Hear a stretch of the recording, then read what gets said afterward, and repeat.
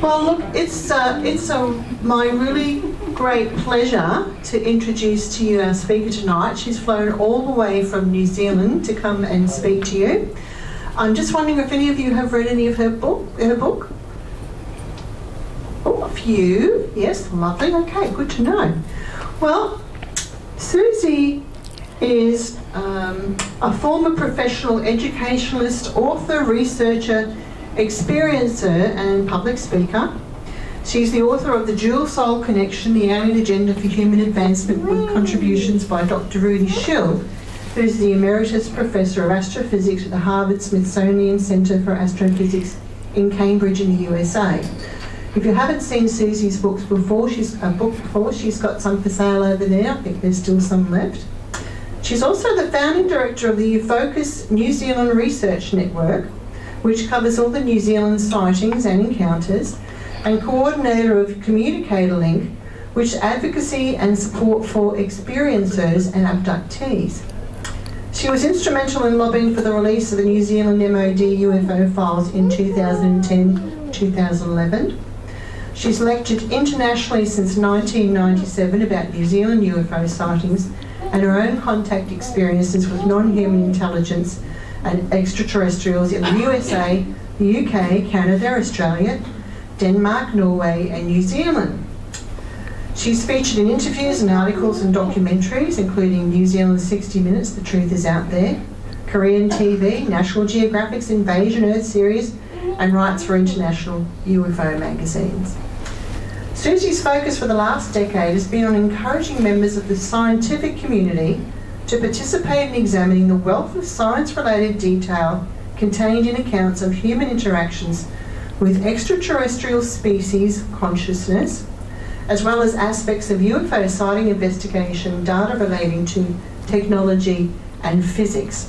And she's going to be covering that tonight. She believes one of the major issues facing mankind in the future will be open contact with other civilizations in the universe. And in the meantime, there's much to be learnt from humans who have already made this tremendous leap in consciousness and who have witnessed the vast array of potential benefits available to mankind and our environment through such associations. Ladies and gentlemen, would you please give our guest speaker, Suzy Hansen, a warm round. A big welcome. Thanks. Just manoeuvre my way around here into this cubby hole. Thank you very much for your warm welcome, and it's really nice to be able to see some familiar faces and faces that I've met on other occasions when I've been here. Can you hear me with this? Yeah. Good, okay.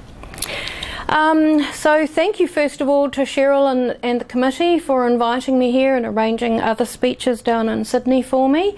It's a great delight to see Cheryl again, and Barry, of course, who has yet to make me a cup of tea, but I've made him a lot.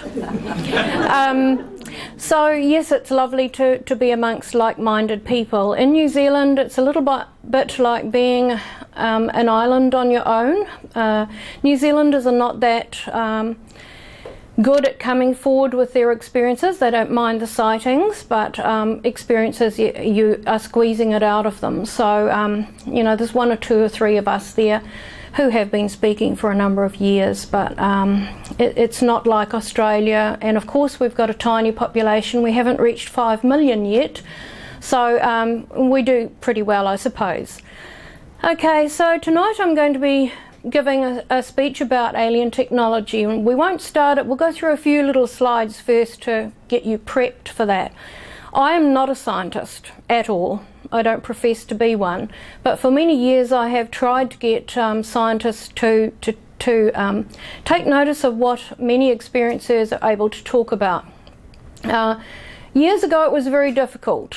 They would sometimes answer your emails or your letters, and at other times, no, they didn't want to know, they wouldn't reply. That is really seriously changing now, and there's a number of reasons for that, all of which I'm sure that you're quite well aware of, how more people are coming forward with their experiences worldwide, how science is kind of catching up to what many mediums, clairvoyants, experiencers and abductees have been talking about for many years, and they're confirming some of those things. So I think that we are moving along the right track. A lot of scientists contact me in New Zealand, especially after my book came out, and talk to me privately, but they don't want their name to go out there. They don't want any recognition or any details put out there that might reveal who they are. And they say that some of them say their grant would be gone by lunchtime the next day if they divulged anything or aligned themselves with someone like me. Okay, so we're going to go through a few slides that will get you maybe thinking a little bit about the position that I am in, and many other people like me, like Judy here, and many others who've come forward over the years with their information. Get you thinking about that, and then we'll move on to the actual body of the talk itself. Okay, so that's my book. There's a few copies over there. Some of them have sold already. I printed it in 2014, put it out February 2015, and it's a culmination of a lot of years research, thinking, and writing, and taking notes, and speaking, and talking to other people.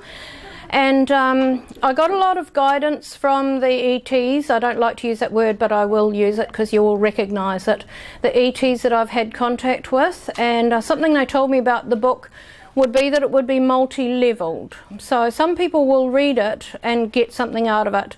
Other people will read it and get something deeper out of it. Some people will read it again and again, and I get people all around the world saying, I've read it 3 times, and every time I read it, I recognise something else or whatever.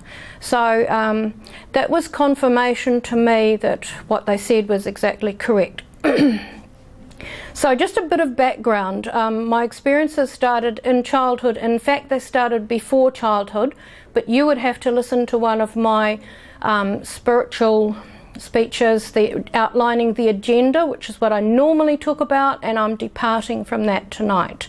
So if you want to hear that, you'll have to listen to some of my speeches on YouTube channel, Suzy Hansen channel. So I used to see glowing figures by my bed, which my mother said were probably guardian angels, or they were the spirits of relatives who'd passed over coming to check on me, and I knew it was neither of those because of the size of their head and their height. And they communicated telepathically, and they would take me somewhere, do things, bring me back, etc. So right from very early childhood, I had that as this constant in my life. On board craft, I had memories of being in playrooms with other children, strange looking children. Of course, I didn't know they were ETs, they were just odd looking children, and human children as well, and mixtures. And we were taught to do things with our mind, levitate things, create things with the mind, and learning to communicate telepathically, which was really one of the major functions of these groups.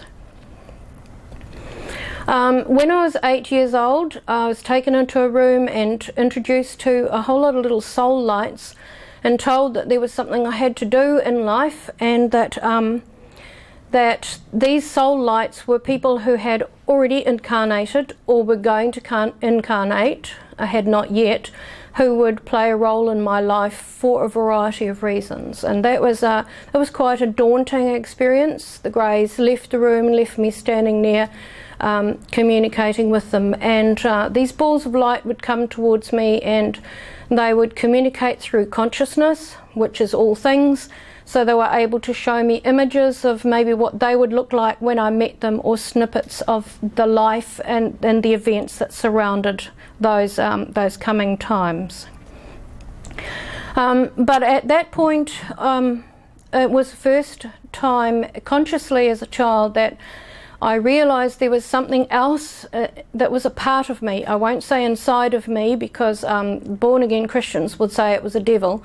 But it was a part of me, an integral part of me, and that was when at the end of that session with all those little balls of light, they said to me, they thanked me, and this, like a pink mist came out of their body, and they articulated a crystalline sound, and I looked down at my white pyjamas and saw that there was a pink mist coming out of my body too, and I was in some way responding to them in kind.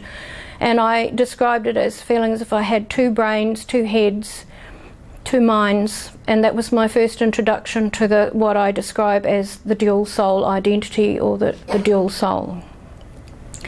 And later on in life, having my first child, I had been introduced to a ball of light on the craft, a blue ball, as an 8-year-old, and I'd been told it was the soul of my future son. And when I was 28 and having my first child, I was taken on board the craft, and what they called a merging procedure took place, where that soul entered my body and the body of the child I was carrying. And so moving forward to 2011, 2012, 2010, as much later in life, I'm in my 50s and I'm on a craft and I'm faced with those soul lights again, only this time they were people who were about to lose their lives in tragedies and earth changes on the planet, and humans were singled out to lecture to them, talk them through this process on a consciousness level, and ask them to reincarnate, if they're willing to reincarnate quickly when they pass over, for their soul to come to the greys, get that education and preparation to go back down into the planet really quickly and help implement changes on into the future. Now, Dr. Rudy Schild contributed to my book, and in footnotes, scientist's epilogue and commentary. I couldn't contact him for a number of years. I saw him in a DVD and felt that I recognised him, felt as if I knew him. Of course I didn't. But I eventually got in contact with him and asked him if he would be willing to look at some of my manuscript. He started with 1 or 2 chapters, came back to me, said yes, this makes sense. And then he asked for more, and he liked that, and he said, send me the one you think that is just so far out there I'm going to balk at it. So I sent him that, and he came back to me highly delighted and said, that's the one I understand the most so far in terms of physics and consciousness. So from there he actually asked me if he could become a part of the book. I didn't ask him. I was just hoping he might help me understand some of the science I talk about, because as I said, I'm not a scientist. Early this year in February, I spoke at the International UFO Congress in Phoenix, and it was a little bit of a departure for me, because they actually said to me, they invited me, and I told them what I'd like to speak about, and they said, well, we've heard half of a speech that you did at Phoenix MUFON about the alien technology, and we'd actually like you to talk for a full hour and a half on that. So I put together a speech which you're going to see some of tonight, with some new information in there. And this is where I said earlier on, science is starting to come on board, because after my speech, I was approached by quite a number of scientists, including a NASA scientist, a medical specialist, biochemist, all kinds of scientists, who have each in their own way over Skype assisted me with understanding the material that I am talking about at a deeper level, because I don't have that kind of scientific knowledge. So we're still actually, some of us, working our way through some of the other information in my book, and it's been an extremely enlightening experience for me. I'm sure that the Congress asked me to speak about technology because of the recent soft disclosures from the United States, the Pentagon guy and stuff like that. They probably thought, oh, that'll be good, it'll fit into the program. But by asking me to do that, they actually did me a favour, because I've met all these scientists who are on board in quietly supporting people like me in the background. So we've had some sudden advances in technology. We've got, and that's even quite recently in the last 10 years, the last 20 years. In the last 10 years it's escalated, and it's going to continue to do so year by year, month by month. And we're looking at new what Dr. Schild calls new physics, things that we didn't understand before that we finally do understand, or we understand differently. So that's one aspect of the sudden advances. And he also poses the question, are we following the same path as the ETs, the same path or line of physics?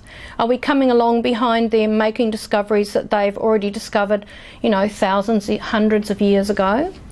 Or is this advance in technology part of the ET intervention? And I describe this very much in my book as part of the agenda. They are feeding stuff to us. A lot of experiencers are being given information, and some of those experiencers are working in science and are scientists.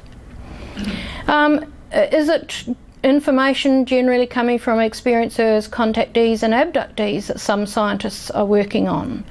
Is it back-engineered technology from craft that have been downed? Is it leaked technology from somewhere like DARPA, CIA? Are there military black government deals with the ETs? Or is this just part of our natural evolution that we should move forward in leaps and strides? So keep that in mind. Okay. Now the thing that really has annoyed me over the years is the amount of people who say, you've got no proof that you've been on a craft.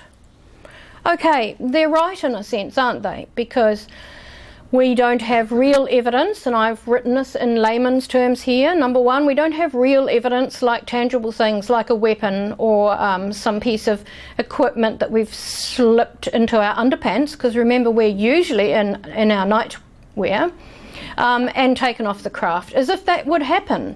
Is this sophisticated, these sophisticated people, are they so stupid that they would let someone get off a craft with a piece of their technology? They'd know immediately, because they would read your mind. Oh, I've got a bit in my pocket. Too late, it's gone. All right, demonstrative evidence like charts, graphs, photos. No, we don't carry a camera in our pyjamas. We're not going to be able to take a photo on a craft. It's ridiculous, isn't it? But these are the facile arguments that that people put forward, skeptics, etc. Documentary evidence like a letter or a document, a free pass onto the craft for the night. No, that's not going to happen either. Testimonial, witness testimony. Yes, there's plenty of witness testimony, but getting people to believe it or listen to it. People, when I say people, I mean outside of the UFO field, the general public and science and professionals. Corroborative evidence, supportive evidence.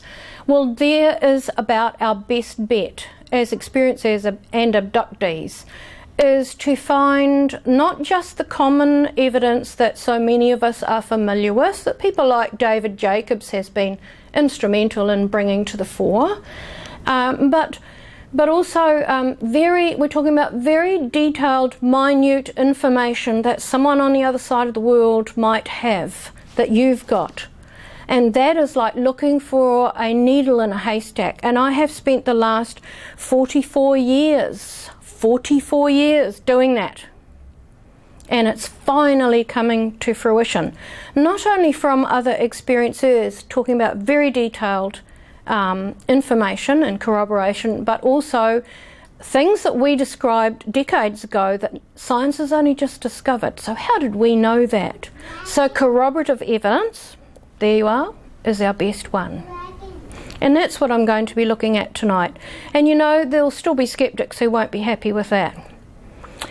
So Michio Kaku, the theoretical physicist, said what we usually consider as impossible are simply engineering problems.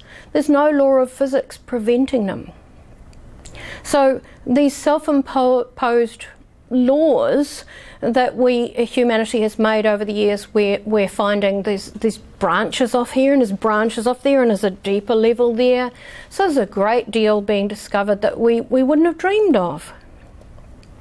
So while we're going through the accounts that I'm going to talk about tonight, I want you to think of the role of telepathy, sentiency, that's feeling, and consciousness in alien technology. And most importantly, the role of spirituality and consciousness in our future technology. We'll go back to that later. Okay, so tonight's speech, the alien technology, the new physics of consciousness and intelligent light. And the first experience I'm going to talk about covers consciousness-assisted quantum or 3D technology, so their computers and other aspects of the technology, space discoveries to do with light and anti-gravity. Now, I'm going to describe to you one experience on craft here, and I had full memory of this. If you can imagine waking up in the morning and having this whole thing like a chapter in a book laid out in your mind, being able to remember the technology, the feeling about it, the emanation from the greys, what they were discussing, the emotions that they were putting forward to you, and the feeling of this test situation that we were in. So, in my book, chapters 29 and 30, there was so much information I had to put into two chapters, the test part 1 and 2. And this occurred way back in 1993. Now, just a little note here, we didn't have television in New Zealand then. Computers rather. We didn't have computers, sorry. I saw some quizzical looks there and I thought, hang on, I've said something wrong. So computers started coming into homes in 1995. I didn't touch a computer until 1998 and I was terrified of it, and I was taught how to type up in Word on it, and I vowed and declared that my handwriting was much easier to do, but of course now I don't agree with that. But so back in 1993, computers were only in institutions and the legal system, hospitals and education in New Zealand, not for the general run of people.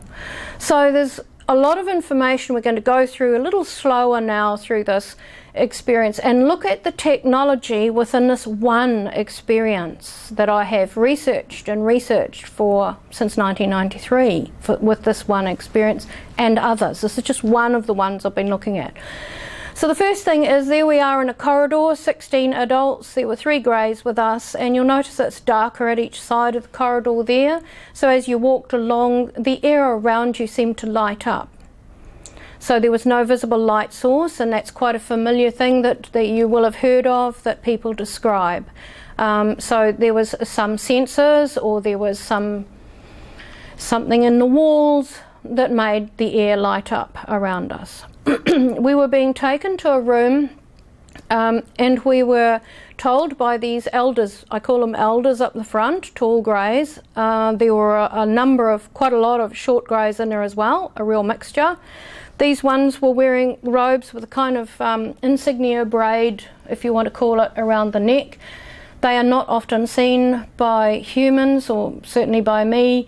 They are usually present when there is a significant situation taking place, and they'd come to monitor it. So we were being given a test, and each of us, 16 humans, were given a task to do of differing subject matter, but of the same difficulty and complexity of information. And the test was not to see who could get the right answer. The test was to see whether you could actually use the technology and the means of accessing the consciousness in the technology that they'd been teaching you for a long time. That was the test. So we were each assigned a grey partner. That symbol on the board there is not the kind of symbol that I'll be talking about later on. That is sort of like a bridging script halfway between what we know as a written language of some sort and halfway between theirs, but it contained every single information about me that they knew. So we were given a download, we were given a huge amount of information within a very short time, about a minute and a half. It was like absorbing whole encyclopedias and having to be able to access that. Now, this is the first interesting thing. You see the word tablet there? We all take those for granted now, but this is 1993. They hadn't been invented. And we were each given like a little plastic sheet. I described it, because I had no other way of describing it in those days, as being like a little X-ray sheet, because that's what it looked like, sort of a little darkish plastic, very thin, flexible, you could bend it. And embedded in this thin plastic were these images, boxes of script. There was like a map there, you can see on the right. There was a planet that was breathing. It's breathing like its magnetic field was going like this, and then a group of 3 planets down the bottom left doing the same. And my task, sorry I'm a bit asthmatic, my task was to find the way through this little planetary system without disturbing the magnetic fields. That was my task. And there you are. I was fascinated by this tablet because it seemed to be, the images seemed to be alive, and they stood, it's impossible for my husband to draw 3D for you, but they stood out. They stood out from this tablet in the same way that we would know now 3D. If we go to the movies and we put our 3D glasses on, we see images standing out. Whoops. Okay, so we began this test, and you'll notice there that there's a page hanging in the air which my husband's drawn with lines so that you can see where it is. The imagery, as I said, was standing out from the screen, but he can't draw that. And I was able to go through all of this information just like that and find what I thought was appropriate to use for this task. And I was also able to flip out into the air. Now this still sounds incredible to me. Flip out into the air this a script or diagrams or whatever, and hold it there and access with my mind other things to do, you know, within the data that I'd been given. But I was also at the same time able to access what I now know was an internet, an alien internet. So through the computer itself, with my right hand there on that rubbery pad, I was able to tap into their conscious technology and tap into this whole other raft of material and go through it all at lightning speed. Can I do that here? No. But when you're up there and you're in a heightened state of awareness, and they've got you to expand out your aura and your consciousness, and you are tapped into their amazing, invigorating technology, you can do it. And we will. We are moving that way now. Now, the little guy standing next to me there, his brain was, I describe it as being like a motor running beside me. And I was also occasionally tapping in to what he's thinking. Now, he started giving me some information, not cheating or anything like that, but they always try to educate you whenever they can. And so he was giving me some added information along the way. And he talked to me about ribbons or rivers of energy through space. And he talked about how they traverse these ribbons of energy in their craft. It's not quite how we sometimes imagine they might move through space, although they may do that as well, you know, drawing up and then boing, off they go like Star Trek. This was more not wishing to disturb magnetic fields, because disturbing magnetic fields disturbs the life force that lives within them. And so they said that that's the macrocosm and the microcosm. So through space there are these ribbons that they can follow.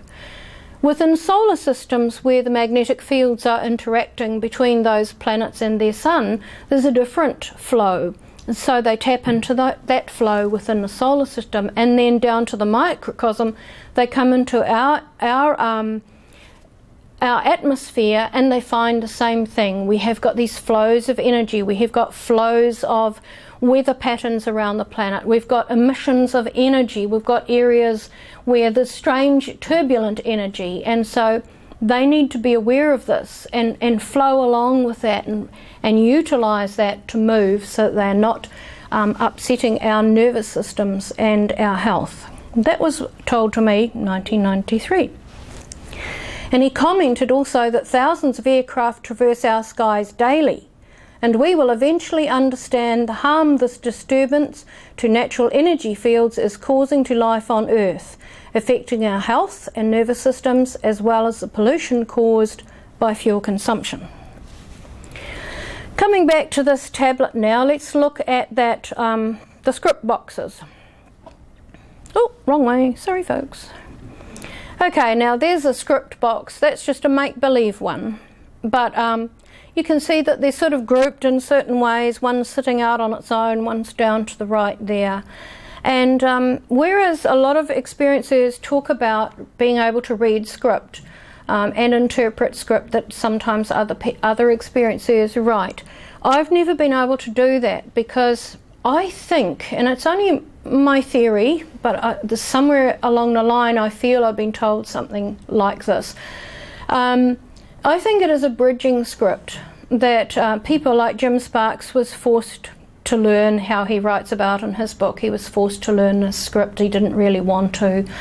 And I think that that's a bridging script that assists them to educate us in some way, in a written form, in a script form. But I believe that that bridging script is slowly going to move humanity towards the consciousness aspect that I actually used on Craft and other people in the groups of humans I was with, which I call depth reading. So depth reading the alien script. And that simply means that you're traversing the data with your mind and consciousness. You're not reading the script symbol and interpreting it as an A or a B or a word. You take your mind, you look at the script, and in you go. So I can liken it to icons on a computer. Click onto Google, Chrome or whatever, into your website, into a website you go, into a page on a website, into a link on the page, and deeper and deeper and deeper into that website, okay? That is the philosophy behind it. So depth reading is the script, as I was taught to do. You completely bypass having to know what the script means. The script is a focus of a symbol that you interpret, and then you go into it. And it's all with the mind. It's not reading pages and pages, it's just going in and you're going like this until you find what you want. So that's what I was having to do on this occasion. So at the end of the test, there were 4 of us that passed, me and 3 males, and so that test ended, and all of the rest of the 15 went off down a corridor. And I was asked if I would take all of those tablets down to the next level and pass them in before going back to where they were. So how did I do that? I walked to the end of the corridor and I stepped into what I have described since publicly since 1997 at a conference as a light elevator. And you can see it there on the left. It was a tubular piece of equipment, rather like a perspex,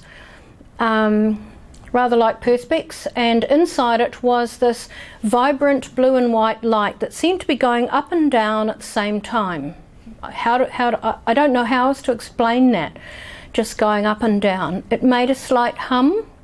You stepped into it, there was no floor, so it was a leap of faith, and you were suspended in what seemed like liquid light. So it felt like velvet against your skin. It felt soft, as if you'd just got into tepid water, but it wasn't water, it was something else. It was like a combination of that and light.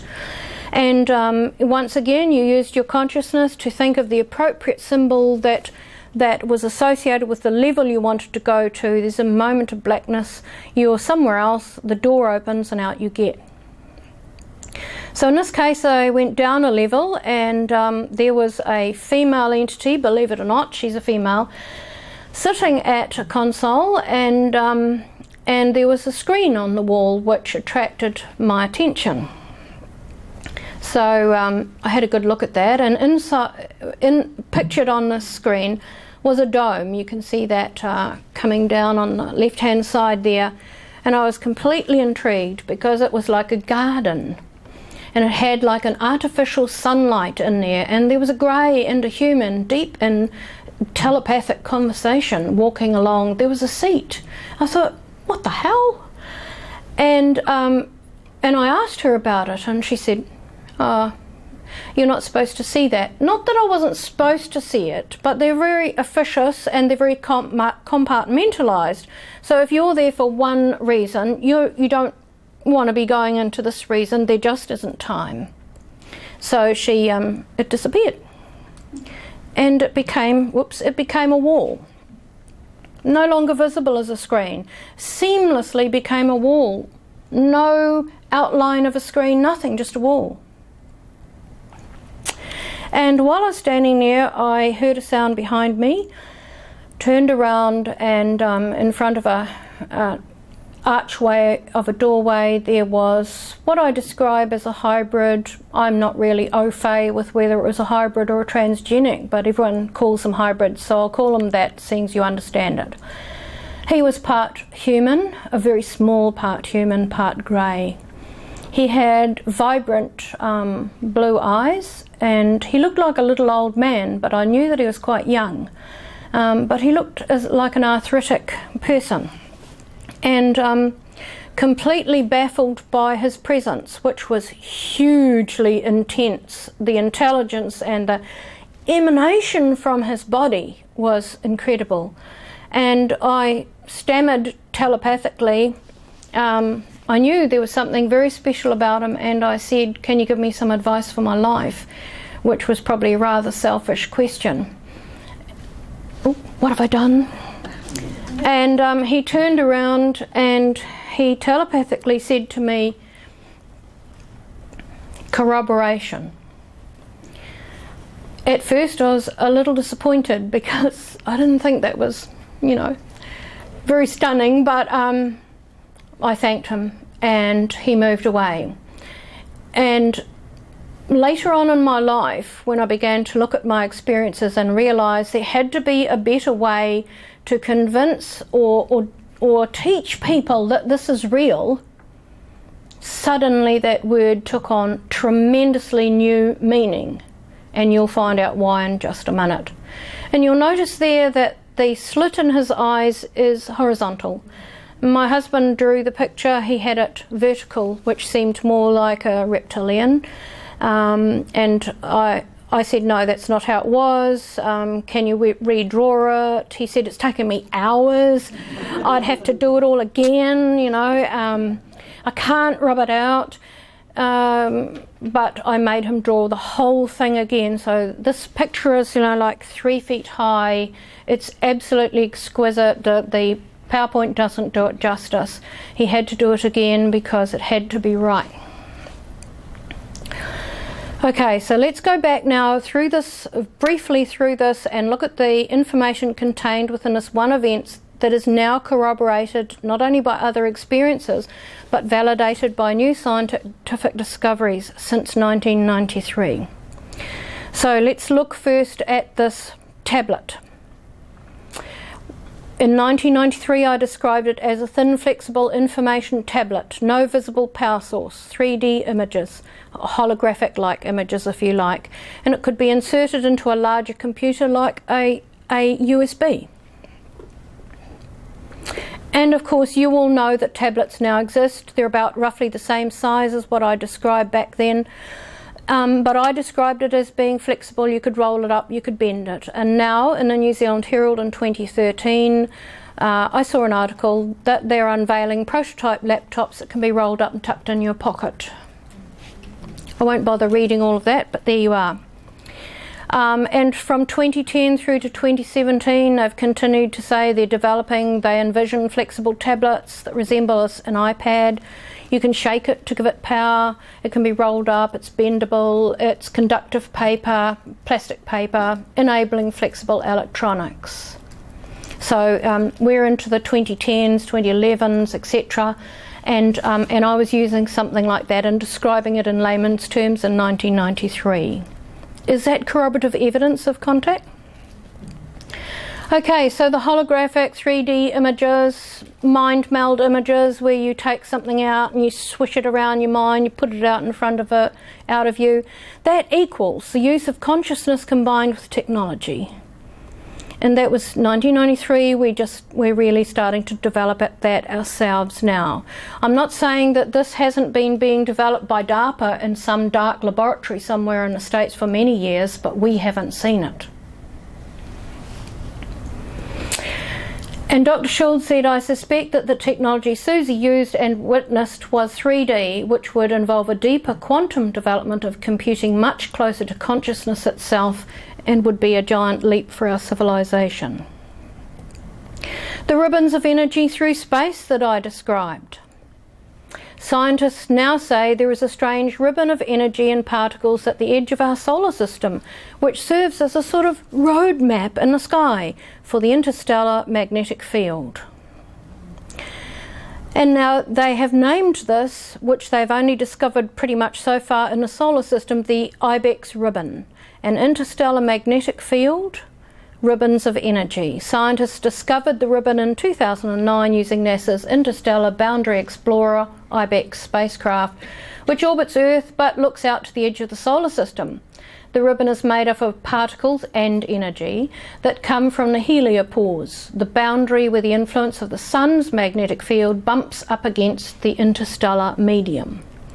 So we now know that these ribbons of energy exist in space.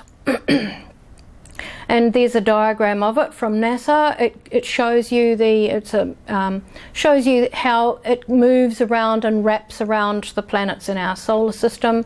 There's a model of the interstellar magnetic fields wrapping around the outside of our heliosphere based on data from Near Explorer. The Gray also said aircraft cause harmful disturbances. They affect our health and nervous systems. They cause pollution and they use excessive fuel consumption. In 2016, I found an article in a newspaper. A satellite had taken a photo of a test rocket. And they are now, you can see that's the shock waves from the test rocket going through the atmosphere. Now we have explosions in aircraft and jumbo jets and you name it, hundreds of them, thousands of them every day around our planet, and they're all sending out waves like that. So what the Gray said back in 1993 about how this affects our nervous system is now proven by science. And they're now looking at producing new supersonic aircraft that will not create so much of this this atrocity in the atmosphere, and they'll be able to be brought in over populated areas, whereas at the moment they cannot because of the supersonic capacity. So more corroboration. Depth reading the script, the alien script. Is this an advanced form of perceptual or intuitive learning? Now I'll explain that to you. In some universities I discovered recently in the States, they are doing some testing with students because today's information is now double, quadruple, many hundreds of times more than it was when, say, I was training as a teacher. So students today are faced with massive amounts of data and complex information. And how do they go about sorting what they need for something? Even if they've got specific texts that they need to follow, research people are going to go much wider than that. How do you decide what you're going to use? It would take you a month of Sundays to read through all of this stuff. So they are doing experimentation with groups of students where they use their intuition and they bring up some text on a screen and they have a look at it and they think they learn to feel intuitively. And they can put their hand over the screen if they like. They can sit there and they can, a few seconds of meditating on it. Does this feel like it's what I need? Does it align with a frequency I'm looking for? No. Okay, next page. Next article. Does that feel right? No. So they're not even reading the information, they're feeling the frequency. Okay, so why did I bring that up again? Let's have a look. Oh yes. Okay, so now let's look at the light elevator itself. I described it to you before, light going up and down, soft, velvety, and when I was 12 I used one as well and was worried about having to go in it on my own because I'd always gone with a grey. And I didn't want to go in it on my own, sat down, dipped my feet into it, had a little think about it before I got in, and he was somewhat amused. On the wall there you'll see there's a panel and it's got flashing lights, etc., and that's to do with the function of the light elevator.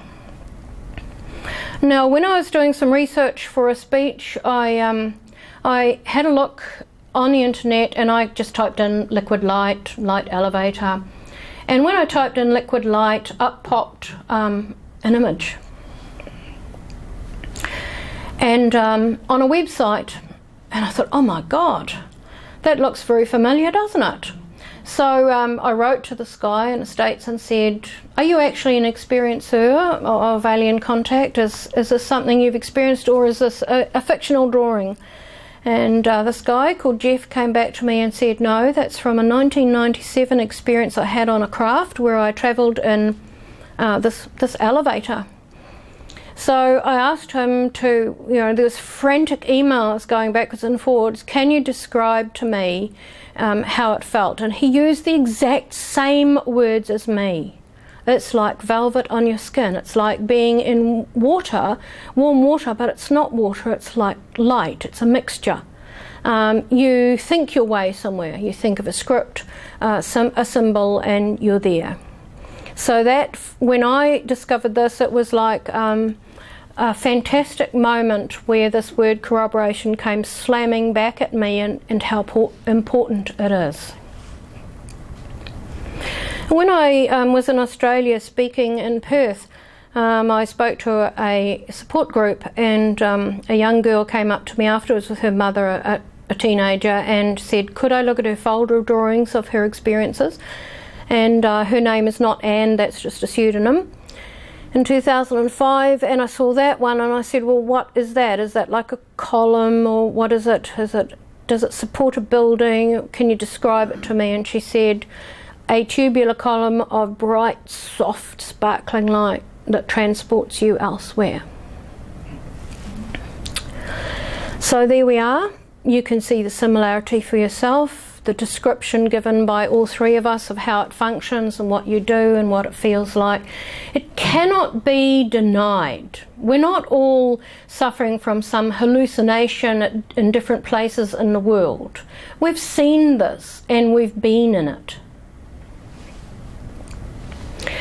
Dr. Schultz said the light elevator is almost certainly an anti-gravity device involving magneto-electric influence on gravity under thought control in interaction with the conscious intent of the enveloped sentient beings. And now in 2016 the news came out they're trying to develop liquid light technology in Cambridge, UK, where water is being infused with light, and it takes on another structure altogether.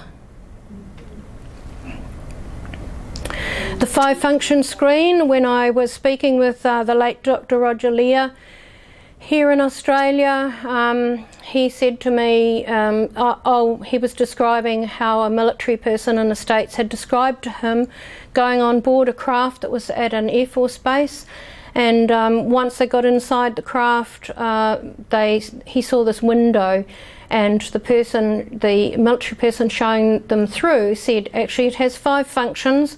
It can be a wall, a window, a communication display screen, a surveillance screen, or an access to a mammoth database. And that is exactly what the lady told me. It's a 5-function screen, she said. But she didn't tell me the functions, he did.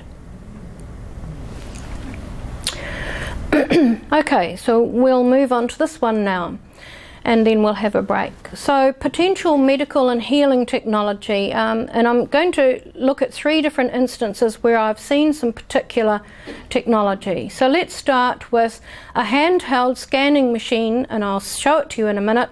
This is 1978, so I was only about 23 or something like that. So I was taken on a craft, and I hadn't been that well because I'd had a horrific car accident. And I had some bad health for a few years because of it. And he ran this handheld thing over my body, and I couldn't see the screen which was behind me and what it was showing. But I know that it was rectangular with a handle. It had rows of square red and white lights underneath, and it shone down a beam or light onto the body. It emitted a mild electric current sensation, just a tingly sensation. And he told me it could see into my body. And it's used to scan parts of the bodies and of your body, and he can send that data and images to the computer system on the craft, and then they have this whole information about your well-being and every organ and part of your body. And that's what it looked like. It looked a bit like a bat from where I was looking at it, with this this unusual reddy glow, pinky glow coming out of it. And as it was turned, I could see the underside, and it looked similar to that. In 2017, when I spoke at the Alien Cosmic Expo in Canada, I was at the Experience Earth session, which went for a full day.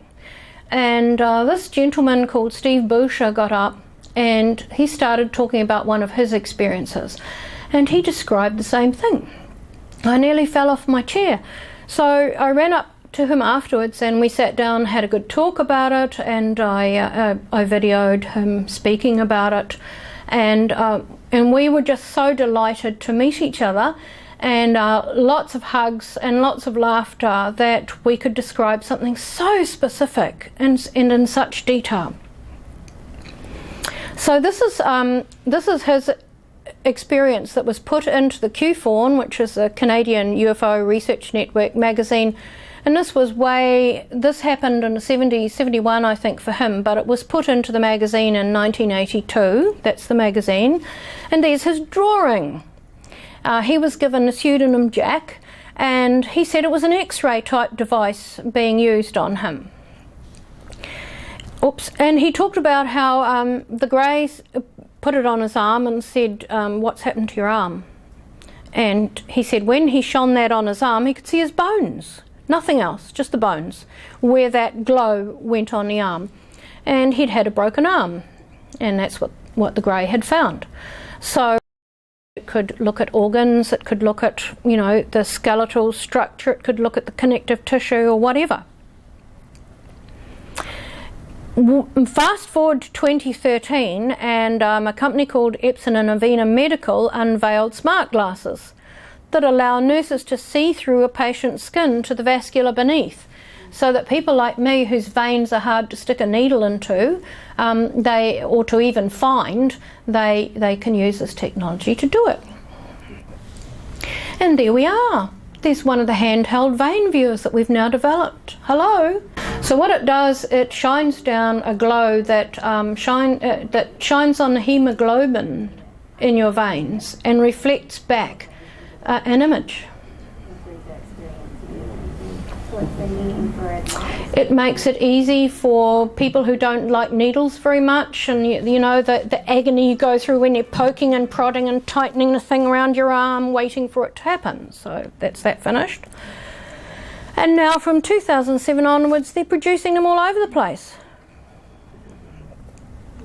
So there we are. There's the underside of one at top left and the underside of mine top right. Bottom left, the underside showing a vein viewer. In the middle we got Steve's drawing. On the right we got mine. Okay, moving on to 1978. It's a little bit different, but I was with a group of humans on a craft who were shown images like a holographic. This is a quick mock-up my husband did the other day on Photoshop. You'll recognise me in the pink nightie in quite a few pictures. He just inserts it here and there. Anyway, so we were shown human bodies floating in the air, and then we were shown them floating in the air with an aura around them, a frequency field, and we were taught to identify from that frequency field what might be the health problem. But we didn't just do it by looking at the aura. We took our consciousness inside the aura, right inside the energy field. So you take your consciousness in there, not your hand, your consciousness in there, and you feel and you look and you absorb and you intuitively make an assessment. And some of the people in the group said, I can't do that, I've got no medical knowledge. No, they said, put all of that medical knowledge that you might have out of your mind, gone. You don't need it. Because we're talking about frequency and energy here. We're not talking about the medical knowledge that humans have.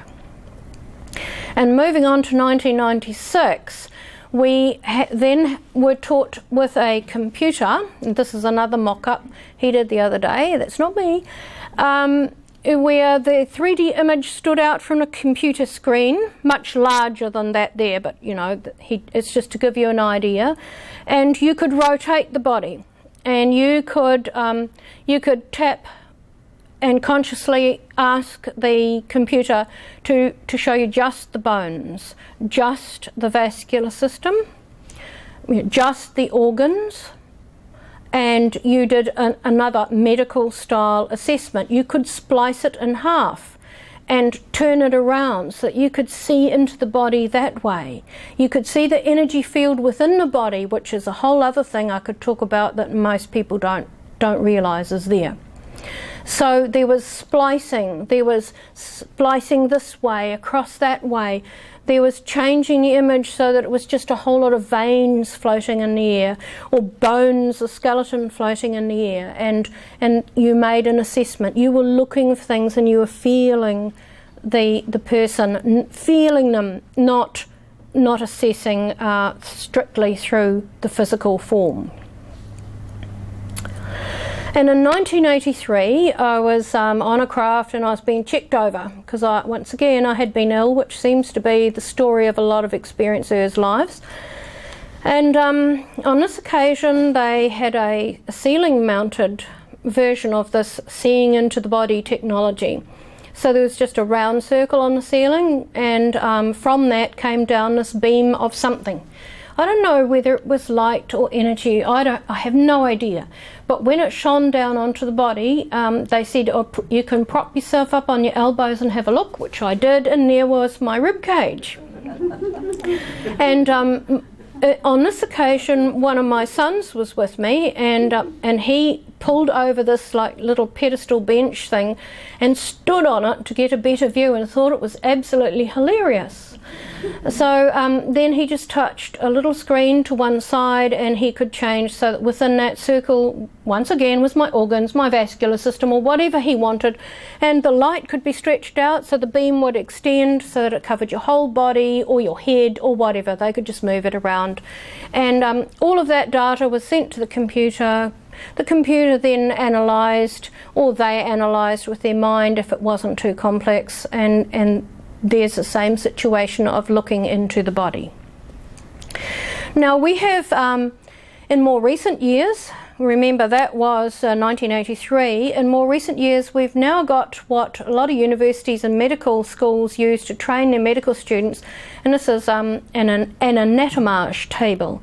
And what they do is they use the images of cadavers that they've scanned and x-rayed, etc. And so you end up with this visual feast of inside the body, but they're cadavers, they're not real living, breathing people, which is different again. So there you are, that's the sort of thing that I was looking at, you know. That's just a little gif for you to enjoy. Okay, now at the Congress, along the same lines of seeing into the body, this is the theme I'm talking about. After my speech, this guy came up to me, a lovely man, and said, "You need to know me."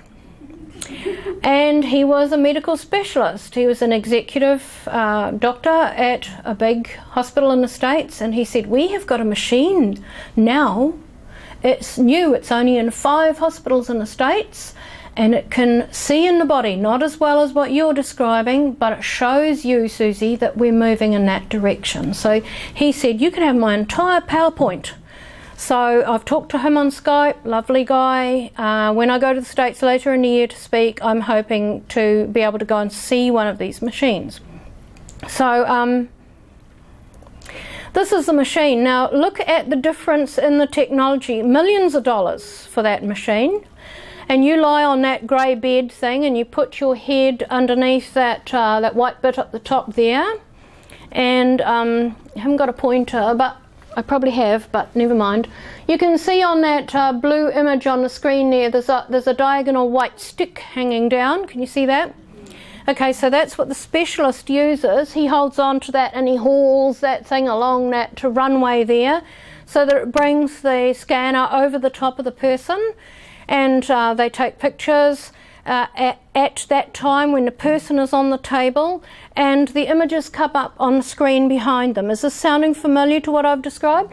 And in that picture up there you'll see there's a vascular system on that blue square, and so they use it mainly for when there's been a bleed or a artery blockage after an operation and a person goes into a state of shock and they're bleeding somewhere. They need to find the bleeder really quickly.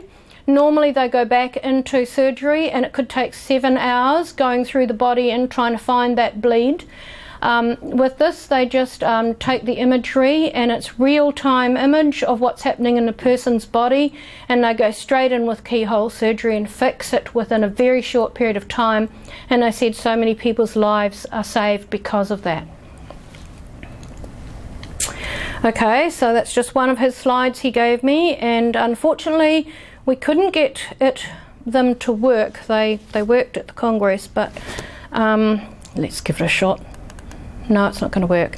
Okay, so that is one of the slides, one of the images that they've taken, and if this was working, I forgot to put the file in with this, you would see it moving right around. So you'd see the backbone would change position and they'd go right around behind, come around again, and looking at the vascular system, looking at where the veins come out of the spine or whatever they need to look at. And the next one shows you a camera, like a wire being put up inside that artery to fix a bleed. So we are moving there. We're moving there. But look, in 1983, I was a housewife in New Zealand. I'd given up teaching for a while with 2 kids, and I was running the athletics club, cooking meals, doing washing. How would I know these things? And how would I know things that we are now doing? How would I know that? Okay, so there you are. You can see how simple their technology is, because they have mastered physics, they have mastered light, they have mastered frequencies, they've mastered energy, and they've got a circle on the ceiling that shines something down. Yes, there may be a lot of technology behind that, but look at what we use as opposed to that. We're moving that way. Now, just finishing off this bit here, 1978, one of the experiences I've just talked about where I sat up on my elbows and looked at my rib cage, it took place on this craft, a massive satin or walnut shaped craft with little archways where smaller craft went in and out, and you'll see that light strip across the middle there, that where those little archways are and the light strip above it, that's the hangar. It goes right around the outside of the craft. It's massive.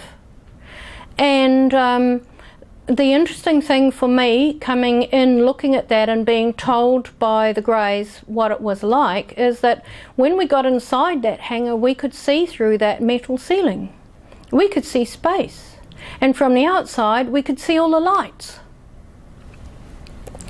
Now, when I was researching for a speech year before last, I came across the JAL 1628 Japanese airline sighting over Alaska in 1986. Hello, does that look familiar? And look at that strip round the middle, and look at the little aeroplane there, the black aeroplane. That's how big he estimated his aircraft was against this craft. And you'll see, I'll see if I can point out, the very tip at the end there and the very tip there. See how he's done an oval there when he drew it? Okay, he did an oval. So look at my picture. You'll see that extra light bit at the end that's glowing, and that's because when you're outside the craft coming towards it, you are looking through that end. You're looking through the see-through ceiling to the next see-through ceiling and out. Whereas the bit in the middle, the strip in the middle, has got the interior of the craft behind it, so it's not quite so bright. Now he drew that little thing the same as what I wrote and described and talked about at a conference in 1997. Okay, so there we are. There's the comparison. And Robert Salas, good, we've got 3 or 4 minutes. I work very closely with Robert Salas. Some of you will know him. Anyone doesn't know him? He's a military whistleblower in the States who was working in the Air Force at the Malmstrom Air Force Base in the late 60s when a craft came in and shut down the Minuteman missiles that were being raised up and tested, the nuclear warheads. And he took years to find out what had really happened to him and to go through all the Freedom of Information Act process, etc., to find the material he wanted. And he speaks worldwide, stayed at his place. We're very good friends. We talk on Skype, and he uses my material, I use his material, because we corroborate each other in many respects. And recently, Robert, you may have seen, some of you may have seen this on his Facebook page, wrote to me about a piece of metal that he had found, he'd come across when he was speaking in Argentina. He was shown a private collection of pieces of an alleged spacecraft that came down. And the lady who runs it said, regarding the case of this metal, it was an event that we cannot yet accurately establish the date of the event, but we understand that it was between the years 1980 and 85. 5 objects were observed in flight. 1 of them exploded in the air and fell to the ground. The police surrounded the area and recovered the fallen remains. The owner of the field was left with a piece of approximately 2 metres by 1.5 metres, and he took it to a metallurgist to identify what kind of metal it was. From that piece, a part was cut off, which you can see on screen.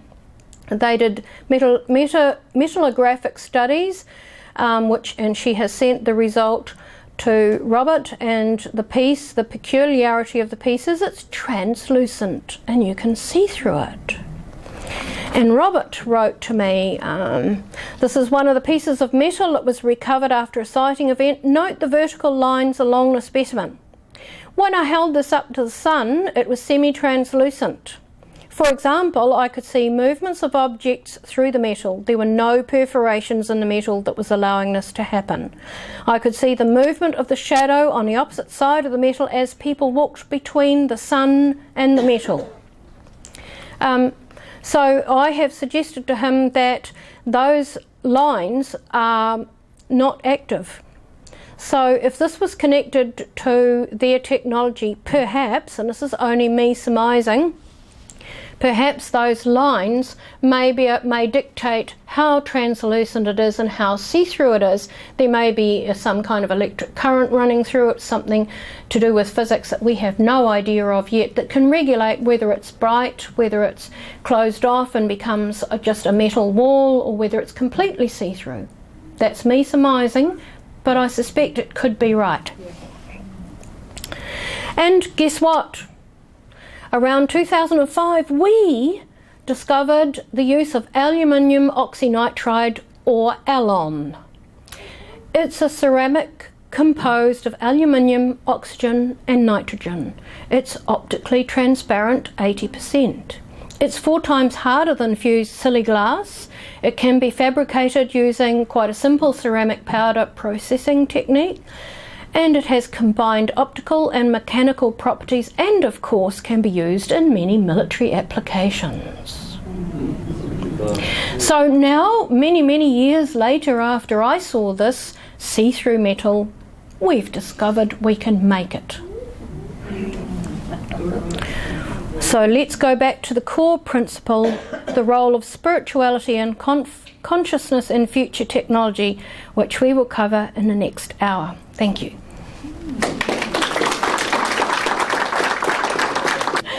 Okay, so what is chapter 26 in my book? And it's called A Glimpse of Cosmic Culture. And it happened in this experience happened in 1989, and it involves what the Greys called their recreation, which was probably not a very well chosen concept, but it involved dematerialising their form and reforming. And just something I'd like to slip in here before I get going on this is that, you know, it can be quite competitive in the UFO field in that you hear people say, well, I'm in touch with light beings and you're in touch with 3D greys and all this kind of thing. Light beings are better, you know, greys are not. And that's just totally ridiculous because the greys that I've had contact with are very positive. I'm not saying that there aren't species of greys that are not, because I also work with people who've had traumatic experiences. But I can only speak for the species that I've had contact with. And there are all different mixtures on board a craft, not only of greys mixed with other species, but there's other species involved in the agenda that I outline in my book that are all here at this time to assist us, not to save us, but to help us help ourselves, or as they said, change us from within. So using our own humans who've been trained by them to bring this to the fore. And we're talking about millions of people probably. So you have that spread around the world, it's going to have some kind of effect. How quickly depends on all of us. So, you know, the funny thing is I've arrived on a craft once and in the corridor were some greys just coming back into their grey form. And they were in the form of what people would consider light beings. And that's how they appear and work in another dimension. So it's silly to say, you know, mine are the best because they're light beings. It's just, you know, this is the same mindset that humans have of having to be the best or having to be better. And until we get past that, are we going to move forward? Okay, so that is a very white room. And on this occasion, a group of us, there was 7 of us taken into a room, and we were told that they were going to see how far they could stretch us, stretch our consciousness and our willingness to let ourselves go and really immerse ourselves in that consciousness and as close as possible to their level of it. And once we got into this room, when we looked out through the door, hello? Antivirus. Cross that off. There is a God. Okay, so when we looked out through the door, it was like looking through a teardrop because there was some kind of energy field, a very hackneyed and much used expression, but can't think of a better one, over that door. The door did not close. We walked through something and it stopped whatever energy was in this room from leaking out. Now that's interesting because I'll quickly tell you this. Robert Salas and I, he's developed speeches about his memories of undersea bases, and a lot of whistleblowers, military whistleblowers, who've been coming to him with information about being to undersea bases. I describe in my book being taken to an undersea base and also to underground bases. And when I was taken to an undersea base, the craft came in through the water and it went through an energy field of some sort, and out of the water and into air, into a long tunnel that we travelled along for some time. It opened out into a massive hangar and then an office area. Now, Dr. Schultz said how on earth, you know, his mind was trying to get around the fact of the pressure of water suddenly popping out of that and into air at depth. How did they do that? How did they put something across that entrance so that the craft just slipped through it?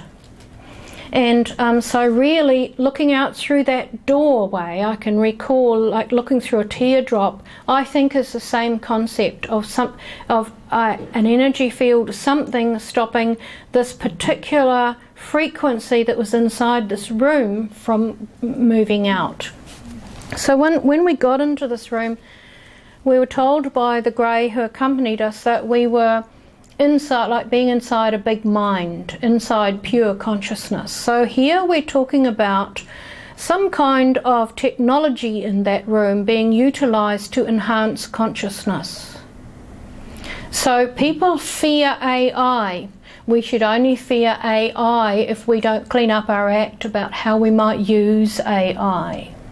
This grey appearing in front of us began to alter his form in the sense that he looked like a negative from a film. So he went from having very visible features and texture of his skin and colour of his skin, etc., to looking like a black and white negative.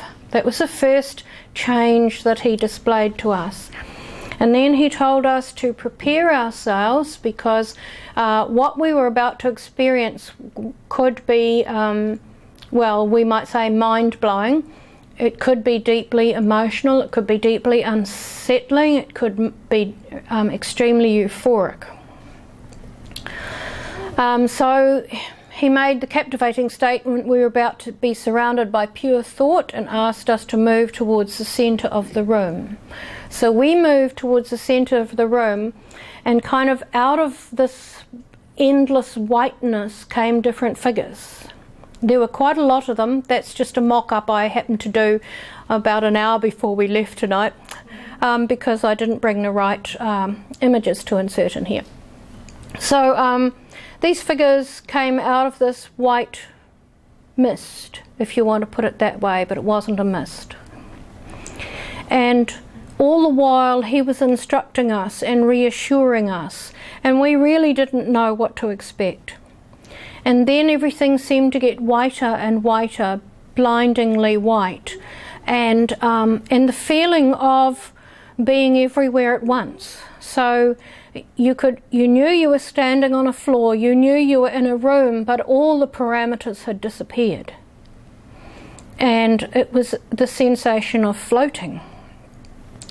Now it's interesting to note that after my book came out, I was contacted by a gentleman called Carlos in the States. He's a professor, and he was the subject in one of the chapters of Dr. John Mack's book Abduction.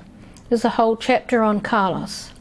And Carlos had read my book and contacted me and said, "You're describing in this chapter exactly what I have experienced, and you're the first person I've found who can describe it identically." So here's corroboration again. Go, he said, if you've got the book, go and read the Carlos chapter. So I did, and oh my goodness me. Just page after page of him detailing what it was like to be in a room like this, in a state like this. And for example, I've just put a couple of quick examples there. He said in John Mack's book, the floor resembled a dance floor composed of dense matter. It was not solid, but I could stand on it, feeling that I was standing on open space beneath me. That's how he described it. He's very flowery with the way he expresses things, very beautiful way of expressing himself. And I simply said a vast room, an expanded space, a feeling as if I was floating, as if suspended in midair, although I could feel the soft floor. So here's the same feeling that is evoked by this state of consciousness. Slowly the entities in front of us began to take on an indistinct smudgy appearance, their outlines beginning to waver and shimmer. I'm quoting from my book here. So their features began to disintegrate. So it was like sand, fine grains of sand, like the dust from flour, a bag of flour just starting to lift off, and their bodies just started to disintegrate into light.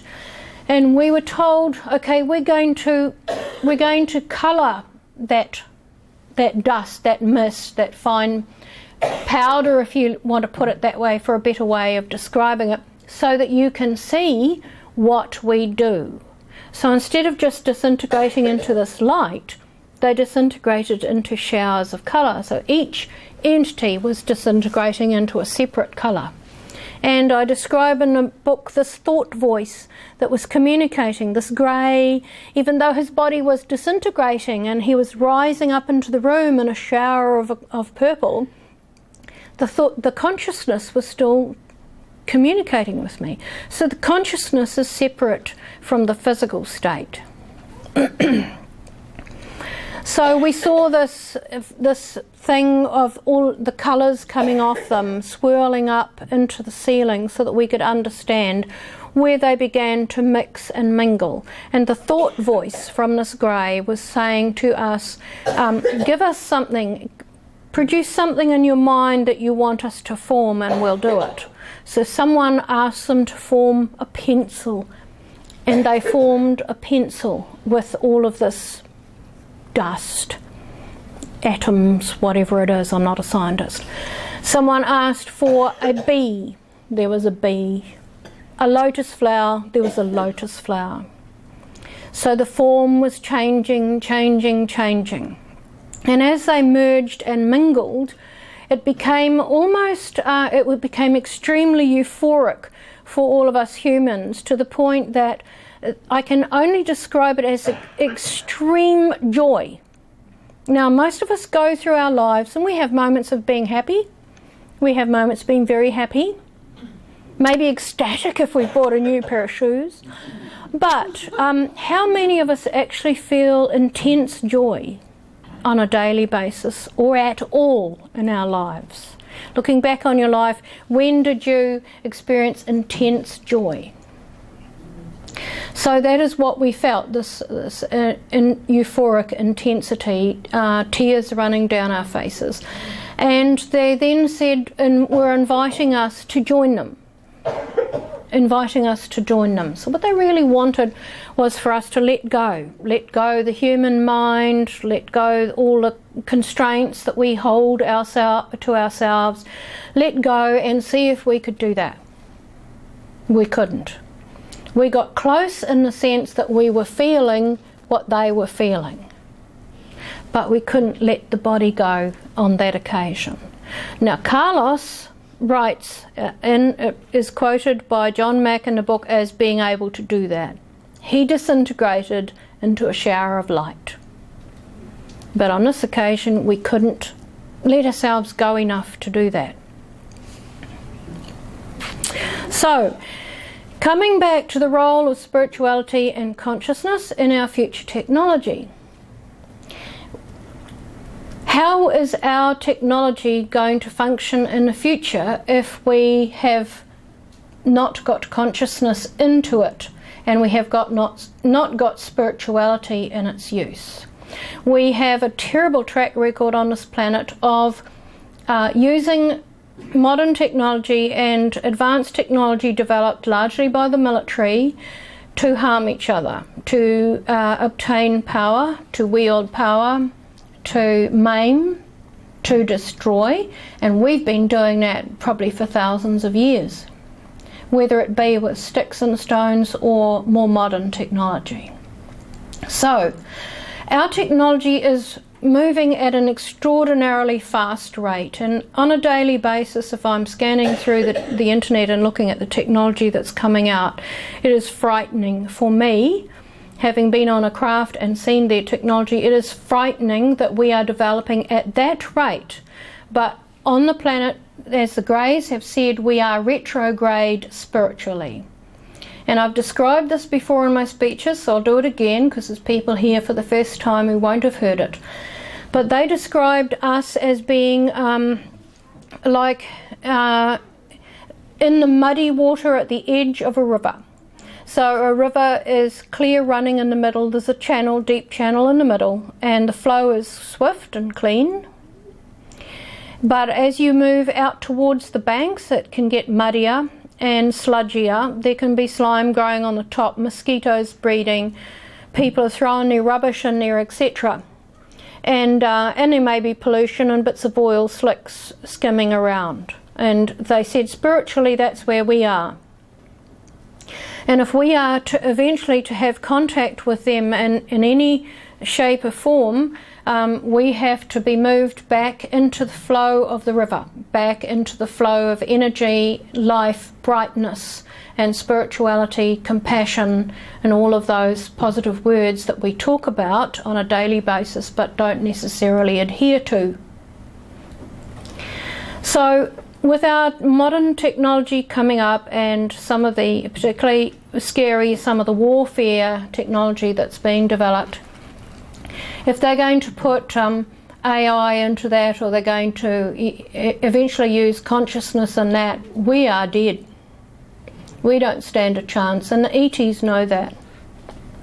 So the agenda that I outline in my book, and the different waves of souls that have come into the planet to work at this time for various reasons, are here to help raise that spirituality. But when I say that, it's a bit trite really, because nobody can raise their spirituality but themselves. You can listen to any amount of speeches, you can read any amount of books, and you can quote from them and sound very knowledgeable. But if you're not enacting it, what's the point? So the role of spirituality in our future technology is going to be needed, and it's going to be paramount, or we won't survive. And consciousness, once it is inserted in the technology, is going to complicate matters further. We're only on the very beginning kindergarten steps of that. If you have an extremely bad vibe, you don't last on a craft. You're not even going to be a part of a visit or a program that I talk about or anything like that. If your vibes are bad, you can't operate this stuff. It operates on pure consciousness. It operates on power of intent. When I learnt to fly a scout craft, it was flown with power of intent. If my power of intent was bad, I'd have crashed. So we have this curious mixture that we don't even really understand yet, and that is spirituality and consciousness. You can expand your consciousness and reach into your consciousness and achieve all sorts of things in meditation or whatever. But if it is not an inherent part of your daily life, then the spirituality isn't there to go hand in hand with it. And both of those words in red have to go hand in hand with advanced technology. So what is happening is, there's a bit of a race going on, because we've probably got the military doing their darndest to beat everyone to develop the technology. And they undoubtedly have all the consciousness stuff in it, and they will have trained people to use it. And those trained people may not necessarily know what it's going to be used for ultimately. Because I know a military air traffic controller in the States who was bringing in alien craft at a secret base on the back of a truck with 5 other air traffic controllers, and they had a guard standing over them with a gun, and they weren't allowed to talk to each other. So you can be using advanced technology because you've been taught the skills, but someone else might be pulling the strings ultimately of how it's used and what it's developed for. And I'm a great believer in people power, that we can make a difference, and we need to make a difference. So the vibrant colours began to emanate from the figures, at first like little tongues of flame, but quickly engulfing their entire bodies with kaleidoscopes of blazing intensity. And when Dr. Rudy Schuld read this chapter, he was really fascinated, because he studies consciousness and writes about it. And I'm not sure that I entirely agree with him, but his opinion, which he wrote in the book, and I left it in there, I thought about taking it out, but I thought, no, I can't do that, it's his, is that he said it was the closest that he could think of that human beings got to having a consciousness sexual experience with the ETs. And really, if you think of the extreme euphoria and how that euphoria went right through the physical body and through your consciousness, I guess that's probably a good description. An energetic dance of the mind, mentally and spiritually joining with each other, becoming effervescent, swirling and exploding. Surrounded by pure thought, intelligent light, a glimpse of our own future. humans will be able to manifest in various forms in the future, and the Greys said that, and that's why they were trying to see what we could do, because they're helping to develop technology on our planet too, through the military and secret agreements, but also through people they train on the craft who are in science and technology, who have embedded what I call thought seeds put into their mind, which comes out in their work, and they start inventing stuff, and it's leading the way towards the alien technology. It's going in that direction. Okay, moving on now, and this is related to it. In chapter 18 I described the galaxy screen, which showed holograms of the galaxy, and this happened sometime between 1978 and 1983 when I was living in a remote area of New Zealand. And I was taken into a room because I expressed an interest in space, and I was shown a galaxy screen. As you can see, it has a minute grid on it like graph paper, and it had our Milky Way on it, and the Grey was able to touch any square on the screen, and up would come in holographic form whatever was in that part of the Milky Way. He could bring it up and zoom in and zoom in and zoom in, because there might be a huge area covered by that grid, and he could zoom in on a specific part of it, etc.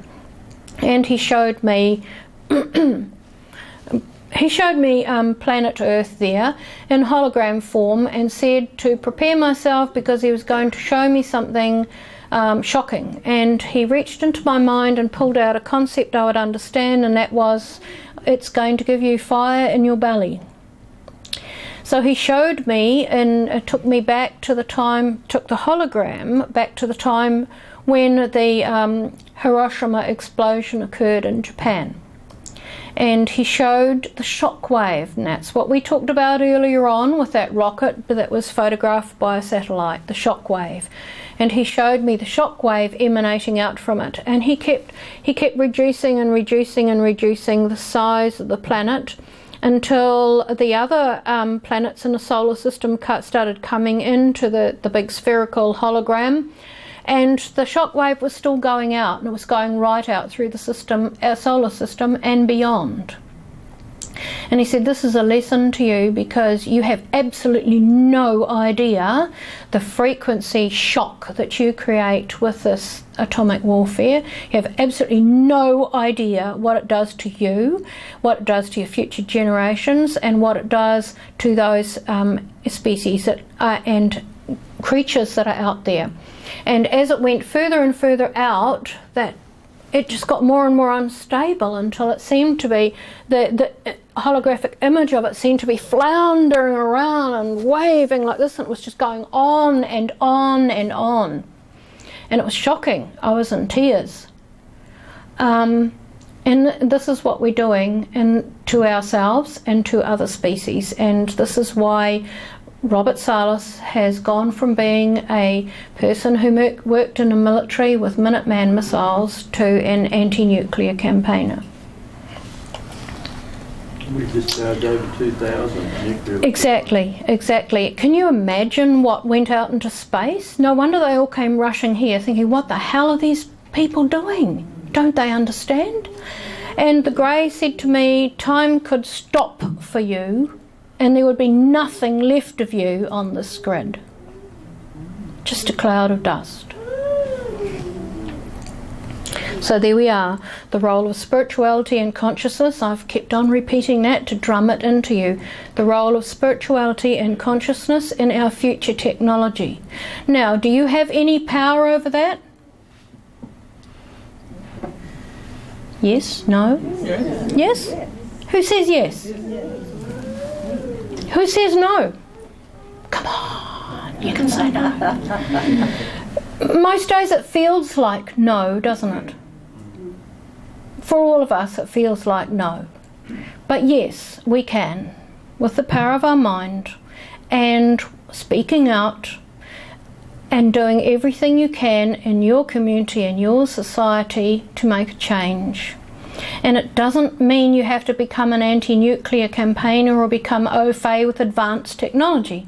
It simply means you change your mindset and you change the way that you talk to other people. You change your intent. We're living in a time of global chaos and dramatic climate change. Now, it's irrelevant now what is causing the climate change. Aren't you tired of the arguments about whether it's our fault or someone else's fault? What does that matter now? What are we actually going to do? And is it too late? And how much can we salvage? And how can each of us help? So many people write to me, Suzy, what can I do? Well, look at your life that you lead every day and analyse it and decide what you could change for the better. It's that simple. You don't have to go out and join some amazing group and become some administrator somewhere or whatever, or march the streets even. It is quite simple. You change your intent. When you change your intent, you start looking at recycling, you start looking at growing vegetables, you start looking after people you know who need looking after, you're kind to animals. You try to choose organic things, you try to choose things that are ethical or whatever. You just analyse your life, bang, bang, bang, bang. Keep a diary for a week, read it afterwards, make changes. It's that simple. You don't have to be doing something wondrous. Because what you're changing is power of intent, frequency, energy. And this is why we need to do this. In chapter 19 of my book, I describe a meeting at an undersea base, disclosure of a different kind, where we were they talked to us about the timeline to disclosure, what it meant, what it was. And really, they're in control of that. Because if governments released a whole lot of stuff tomorrow, would you necessarily believe it all? I campaigned, I lobbied the Chief of Defence in New Zealand for the release of the files, and I'm not claiming, I'm not claiming that I did that. I simply prodded him into looking at what the rest of the Commonwealth was doing, and he decided it was a good idea. But it was probably going to happen sooner or later because we were following Australia and Canada and England. And we're just a bit far behind because we're more remote and we're tiny. So it was going to happen. But really there wasn't a lot in it. And we didn't expect that there would be. Our files, our archives at UFO NZ, we've got way over 10,000 sightings. And we got far more detail about sightings in New Zealand than were in those files. It was a whitewash. But we did it as a public relations exercise to get New Zealanders looking at UFO sightings and what's going on, and it worked. So there are things you can do. You're not going to get them to... the aim was not to get them to front up with the material. The aim was to get the rest of New Zealand to look at the subject. So, in these experiences, I was taken to a base where there was seating like a grandstand, and up the front there was a human in overalls and grey. And on many occasions on craft, undersea, underground, on craft, there are humans in a chain of command. They're not hybrids, they're humans. And they were very positive. They were not negative. It was not scary. I didn't have MyLabs or anything like that. These are a separate group that has been working with ETs for a long time. A lot of them are scientists. They have a military-like organisation in that they are very well organised, but that's the limit of it being military. And in 1980, the Grey stated that in the future there will be wild speculation, enthrallment, blame, fear, and a multitude of theories pertaining to the idea of contact with extraterrestrials. Well, we're going through that now. We've been going through it for some time. Everybody's got an idea. I was recently called a nuts and bolts experiencer because I've been on a 3D craft. Whereas this person just goes and sits and meditates and and calls in ETs all around them who have a conversation. So that may well be so, because I know lots of people who have some amazing experiences and come out with some amazing information. But here again is this one-upmanship thing. You know, my experience is better because I go to 5D. You're only on a 3D craft. You had to be taken on a craft. This just is so childish. But this is what's happening out there. And it's interesting that, you know, the States, when I went there in February, has really changed. We now in Australia and New Zealand are light years behind where they're at. The whole situation over there has changed. So many more scientists involved. And people say, we don't want to hear the airy-fairy nonsense anymore, the love and light. We want some details. We want some meat. We want some information. We want something to think about. Not something that's airy-fairy and you leave the lecture hall and you can't remember 2 hours later what the person said. People actually want information to mull over and consider and weigh up against what they already know and understand. So we're going to see in the future more and more cults in the next 10 years. And the interesting thing is that I'm not naming names, but worldwide there are certain researchers who have basically created a cult following. You know, people will blindly follow them because, oh, they're well known. You know, they've put out a book or they've done this, they've done that. And some of these people are extremely good at selling themselves, extremely good at advertising themselves and beating themselves up, talking themselves up, and so, you know, they are getting all the conference invites, and others struggle. I've struggled for years and years and years, speaking in Australia and New Zealand, Australia and New Zealand. And so some researchers have got very good at holding people back and holding people down because it suits them. And people need to wake up and start really looking at what's going on. Start really looking at the integrity in the UFO field. Really start thinking, don't just blindly listen to what a person says and the information they offer. Do your own research. Write to that person. I always say, when I sell a book or give a person a book, if you have questions, you contact me and I will try to answer them. And if I can't, we'll discuss it on Skype. We'll throw ideas around. I spend hours talking to people and writing to people because I'm learning too. My information is not the be-all and end-all. I won't stop learning till I die. So people need to start being more discerning and thinking about where they're being led up blind alleys.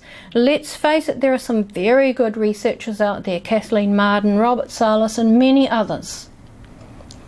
But really in the States, people want to hear from the people who've had the experience and been on the craft, and they want the middleman to start stepping aside. Because when you put information through the third party, it is always going to get distorted. In 1987, the same Gray said there'll be widespread chaos and a dead stage on the planet. The human psyche will experience global despondency and people will be at a loss to know where to go, even physically or geographically, or where to turn for assistance and guidance. And I think I said last time I spoke here in 2015, when I was going to speak in the UK and Denmark, I was coming down through Italy and the refugees and immigrants were coming up. And I was seeing people with nowhere to go, nowhere to belong, no help, too many of them to help. And the Greys have said that a lot of our humanitarian service groups will be overwhelmed. They won't be able to cope. They won't be able to get through. There'll be no assistance. And we've seen that already. We've seen that in New Orleans. We've seen it in Haiti. And we've seen it throughout Africa where they can't get help through. It's overwhelming. they also said that, or I said that I understood from these lectures that these groups are trained, these humans working with these ETs are trained, they're integrated right across societies worldwide, and they are creating a societal framework upon which contact can rest. And when that will be is dependent on us and how far we elevate ourselves in the interim.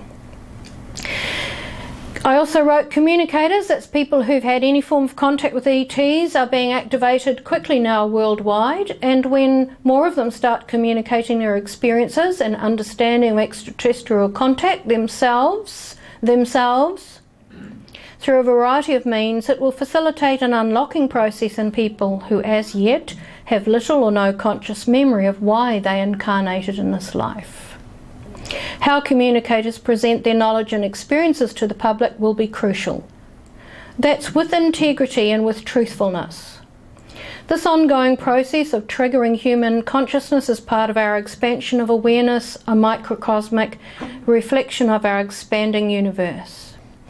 And the best way to predict the future, folks, is to create it. Thank you.